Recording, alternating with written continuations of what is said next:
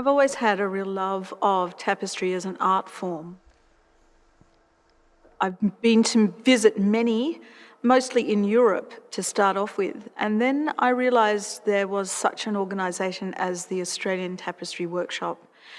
And straight away, I had this sense that there would be a relationship somehow. I don't know why, it came from my own personal interest in the art form. I first saw the Catching Breath tapestry in a book. It was the 40th anniversary of the Australian Tapestry Workshop, and they produced this wonderful catalogue. And halfway through that catalogue was the collection of all 9 embassy tapestries. And the first one I saw, the first one that caught my eye and really did take my breath away was Catching Breath. Deborah and Tony came to the 40th birthday celebrations of the Tapestry Workshop, and we were talking about the Embassy Tapestry Collection. And Deborah got very excited and decided that she would really love to create individual pieces around each tapestry. And what did I think of the idea? And of course, I was terribly excited, and we just thought we were going to try and make it happen. This piece, Catching Breath, is a very special piece for the Australian Tapestry Workshop. It was a wonderful opportunity to work with a significant artist, Brook Andrew. What fascinates me about this tapestry is that Brook uses a number of historical reference materials for his tapestry, and this is an old historic photograph of an unknown Aboriginal warrior, really, who was taken around the Armidale area, we think, and he has the classic scarification on his chest, which are signs of initiation. He's an extraordinarily handsome, fit leader, we assume from his photograph. It's such a unique concept. There are so many layers to the creation of the original work. First of all, the artist, Brook Andrew, he is a Wiradjuri man, so he's from Western New South Wales. And as an artist, he's worked in many mediums, but one that he is very passionate about is the collection and the archiving of photographs, black and white photographs.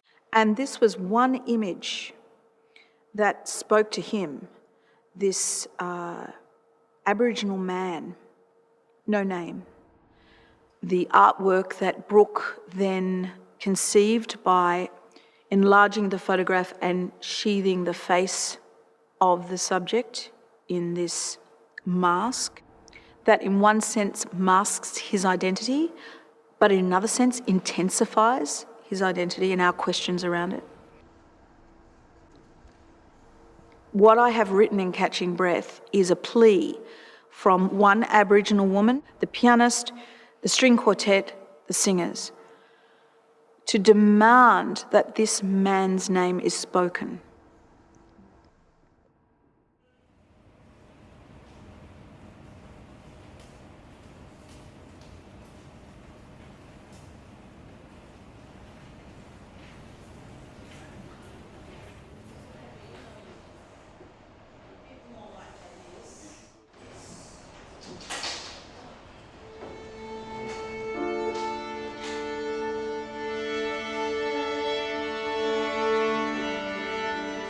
So the whole project is about the fact that this strong man has no name. It's lost to history.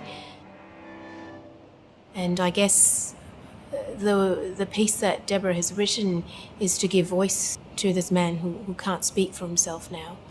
So the music, we heard everything together for the first time tonight. It's very satisfying to perform. It's got a lot of power to it. I guess that's what Deborah wants. The frustration that this man doesn't have a name, and we want to know his name, and it repeats many times the words "my name," cementing that fact.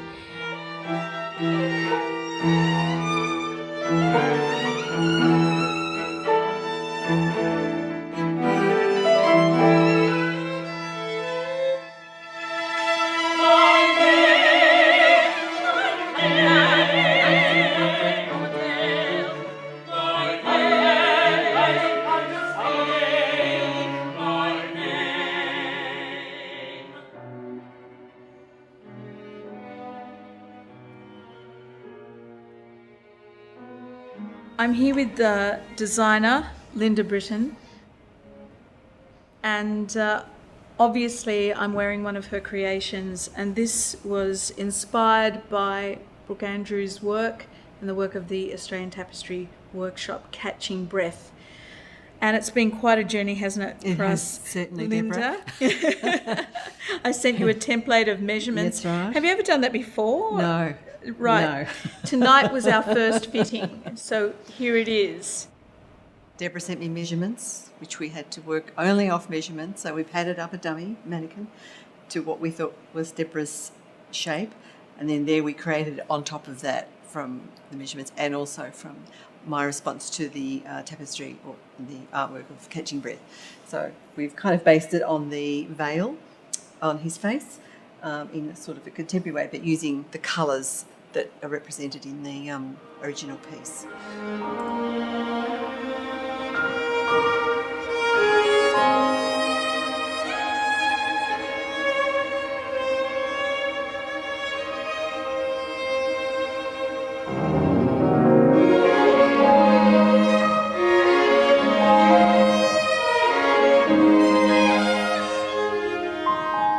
It's a privilege to work with the artists that we have on stage tonight. The members of the West Australian Symphony Orchestra String Quartet, my own partner in music and life, Tony Lalich at the piano. The singers that join me on stage, Angela Cortez, she has one of those great mezzo-soprano voices that has so many colours in it. Leslie Tate, our young tenor. And our baritone joining us again, Alvin Tan. These guys are incredibly talented.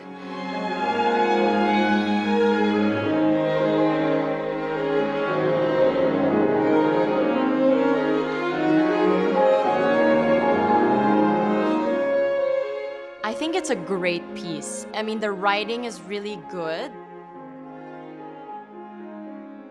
I feel like she adopts a lot of the music from her own Yorta Yorta culture, as well as the language of opera in general. But at the same time, the music really brings the lyrics out. You know, her idea was that we as the singers communicate. We are the voice of, the undifferentiated other.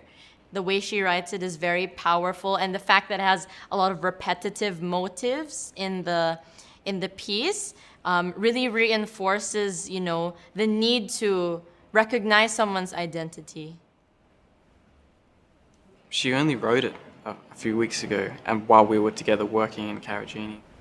And she was talking to me about putting in a viola solo, and it's just been wonderful to actually finally get to play that. And it's a dramatic piece, and quite difficult actually, because without a conductor, with all the different elements and the four singers.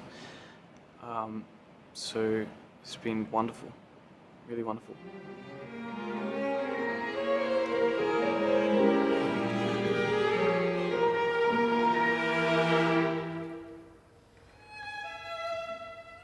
Who is the subject in the tapestry? You can fill in a lot of gaps, actually, if you look at this photo, but there's no name. It identifies three things on the back of the photo.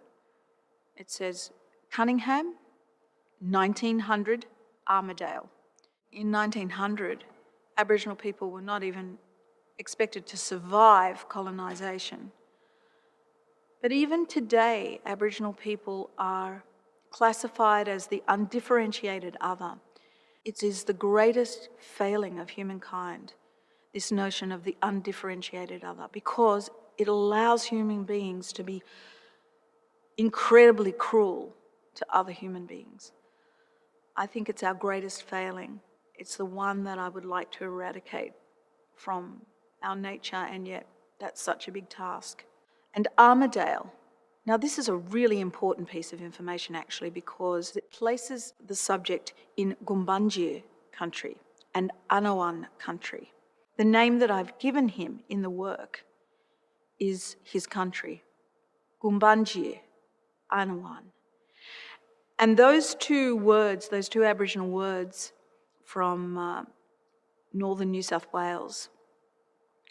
They're sung at the end of the piece in a kind of a chorale where it's almost as if we've arrived at a point where we've pleaded, we've demanded, we've questioned. Speak my name, speak my name. Cunningham, 1900, Armidale. We've been through this whole gamut of emotions, and we arrive at the final chorale, and we sing in a very legato, in a very smooth, a very sustained fashion, the name of the country that this man most likely came from. Gumbanji, Ainawan, he was part of already 2,000 generations of knowledge and deserves to be honoured in every way we can. A photo, a tapestry, a piece of music. But at the heart of any of those achievements, he deserves to have a name. And that's what we've done this evening.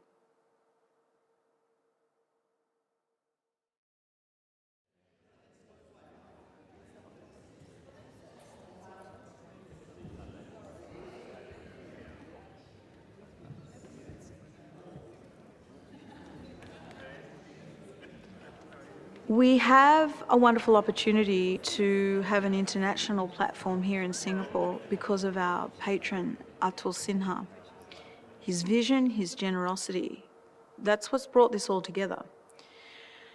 And so even though it's possible that I didn't think I was entirely ready to begin the entire process, I knew I had this opportunity in Singapore, and I just thought, hey, you know what? It's got to begin, and it's got to begin now with that piece that first caught my eye. I'm really proud that Singapore's the first, though, because this was a relationship that we worked hard to establish. It deserves to be here first. So I'm really proud that, on the 5th of May 2018, we brought to life Catching Breath in Singapore.